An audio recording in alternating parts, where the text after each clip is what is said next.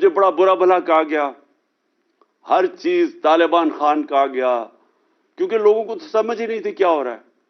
ہمارے اکثر زیادہ تر تو خیر پختونخوا کے اندر لوگ جو تھے ہمارے, وہاں لوگوں کو نہیں سمجھ آ رہی تھی اس فنومینا کی, کیونکہ میں نے سارا قبائلی علاقہ پھرا ہوا تھا, ایک کتاب بھی لکھی ہوئی تھی, تو مجھے تو پتا تھا کیا ہو رہا ہے. تو میں ادھر امریکہ, کیونکہ افغانستان کی تاریخ پڑھی ہوئی تھی, وہاں بھی پولیٹیکل سولوشن نہیں تھی, صرف پولیٹیکل سولوشن تھی, ملٹری سولوشن نہیں تھی. اور ادھر بھی میں یہ کہتا گیا کہ ہمیں ان کے ساتھ ریکنسائل کرنا چاہیے, کیونکہ ڈفرینٹ گروپس لڑ رہے تھے. اس کے اوپر ہمارے دشمن بھی کود پڑے, انہوں نے بھی فائنانس کرنا شروع کر دیا ٹی ٹی پی. جب ایک دفعہ موقع مل گیا, ایک دفعہ جب آپ اپنے ملک کے اندر جب آپ ایک گندا پانی کھڑا ہونے کی اجازت دیتے ہیں تو مچھر آ جاتے ہیں اس کے اندر, ہر کوئی کود پڑتا ہے اس میں. ہمیں یہ موقع ہی نہیں دینا چاہیے تھا اگر ہم نیوٹرل ہوتے. اب جب افغانستان کے اندر چینج آیا تو ہمیں سب کو پتا ہونا چاہیے کہ جب اگست پچھلے سال جب افغانستان میں یعنی 2021 میں جب طالبان جب امریکہ نے چھوڑ کے گیا افغانستان, تو وہ ایک سنہری موقع تھا پاکستان کے لیے. وہ کیوں تھا؟ کیونکہ جو غنی حکومت تھی وہ غنی حکومت پرو انڈیا تھی. ادھر سے 3 گروپس ہمارے خلاف پاکستان میں آپریٹ کر رہے تھے. ہم نے پوری کوشش کی غنی حکومت سے دوستی کرنے کی. ہم نے یہ فیصلہ کیا کہ ہم نے کوئی افغانستان میں انٹرفیئرنس نہیں کرنی. ہم نے یہ فیصلہ کیا کہ جو ہماری پرانی پالیسیز تھیں افغانستان میں, جدھر ہم بیک کرتے تھے کئی گروپس کو, ہم نے یہ فیصلہ کیا کہ افغانستان کے لوگ اپنے خود فیصلے کریں, ہم نے کوئی انٹرفیئرنس نہیں کرنی. لہٰذا ہم نے غنی حکومت سے بھی دوستی کی اور کوشش کی کہ طالبان اور غنی حکومت کے اندر کسی طرح کوئی پولیٹیکل سولوشن نکلا ہے. تو جب وہ طالبان کی حکومت آئی تو یہ پہلی دفعہ ایک ایسی حکومت آئی جو پرو پاکستان تھی. ہمارے ان سے تعلقات تھے کیونکہ ہم نے ان کی امریکن سے بھی اور غنی حکومت سے بھی پاکستان نے فیسیلیٹیٹ کی تھی ٹاکس. تو جب ان کی حکومت آئی تو یہ سنہری موقع تھا کہ جو ٹی ٹی پی افغانستان میں چلی گئی تھی, اور نمبر ہے ان کا کوئی 30-35 ہزار سے 40 ہزار ٹوٹل تھے, جس میں سے لڑنے والے 5 سے 7 ہزار تھے.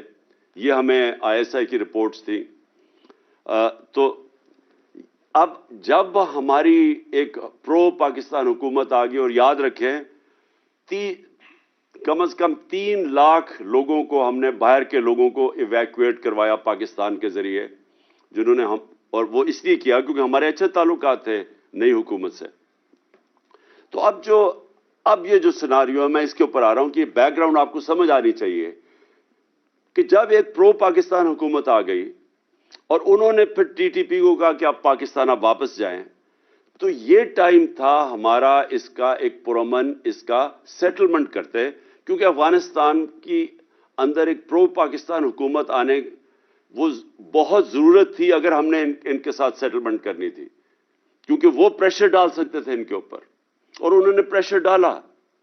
اور ہم نے آپس میں ہماری میٹنگز ہوئی اور ریگولر میٹنگز کرتے تھے. اب 2 چیزیں آپ سب نے سمجھنی ہیں. نمبر 1 فاٹا مرجر, یہ آپ سب نے سمجھنا ہے کہ یہ سب ناممکن سمجھتے تھے. اس میں ساری پولیٹیکل پارٹیز بیٹھی اور انہوں نے فیصلہ کیا کہ ہم مرجر کریں گے. اس میں جو کے پی تھا اس کے اوپر سب سے زیادہ ضرورت اس مرجر کی تھی, کہ کیونکہ نقصان اور فائدہ کے پی کو ہی ہونا تھا.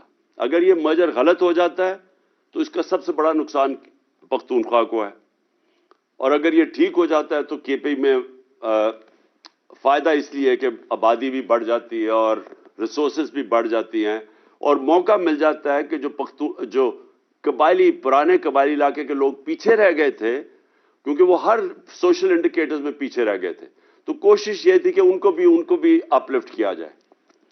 تو جب یہ مرجر کا فیصلہ ہوا تو یاد رکھیں کہ ساری جتنے بھی صوبے تھے سب نے مل کے فیصلہ کیا کہ 3% اپنا جو اینیول جو ان کی NFC ایوارڈ میں سے وہ فاٹا کی طرف جائیں گے. فاٹا مرجر کی یعنی جو فاٹا کے جو ڈسٹرکٹ مرج ہوئی تھی ان کی اپ لفٹ میں جائے گا. تو صرف جب یہ وعدے تو سب نے کر دیے لیکن 2018 کے بعد صرف پنجاب نے پیسے دیے اور پختونخوا نے اپنے سے پیسے دیے. نہ وہاں بلوچستان کی طرف سے پیسہ آیا نہ، اور سندھ نے صاف انکار کر دیا جبکہ یہ ایک سب کا فیصلہ ہوا تھا. اب یہ میں تھوڑا سا ذرا سب کو یہ بھی بتا دوں جن کو اس چیز کی سمجھ نہیں ہے، یہ کیوں ضروری تھا ایکسٹرا فنڈز دینے مرج ڈسٹرکٹس کو؟ کیونکہ وہ پیچھے رہ گئے ہیں. وہ جو اور پہلے تو وہ ویسے ہی پیچھے رہ گئے ہر سوشل انڈیکیٹرز کے اندر. پڑھائی میں غربت سب سے زیادہ وہاں تھی، لوگ وہاں کوئی نوکریاں نہیں تھی، لوگ باہر زیادہ تر کام کرنے جاتے تھے. لیکن جو سب سے زیادہ ضرورت اس لیے تھی کہ ایک وہاں اینٹی مرجر ایک طبقہ تھا.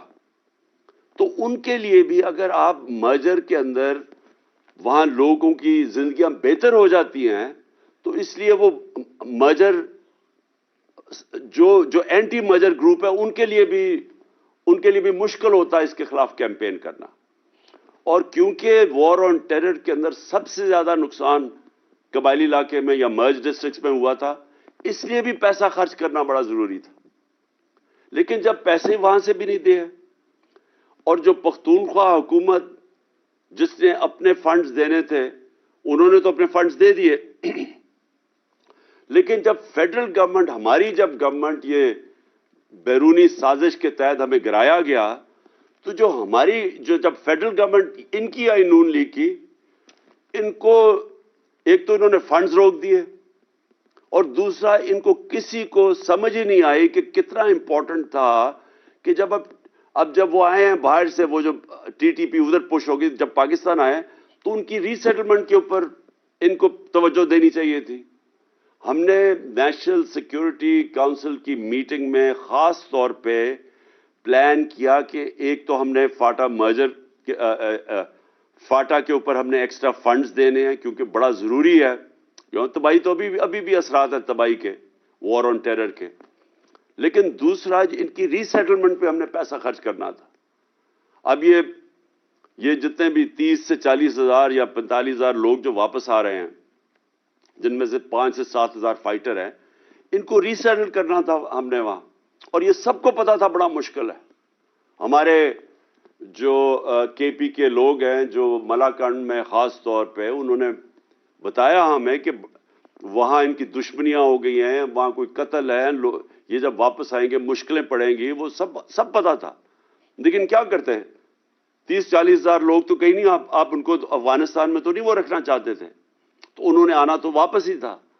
لیکن یہ ٹائم تھا ان کو توجہ دینے کا وہاں.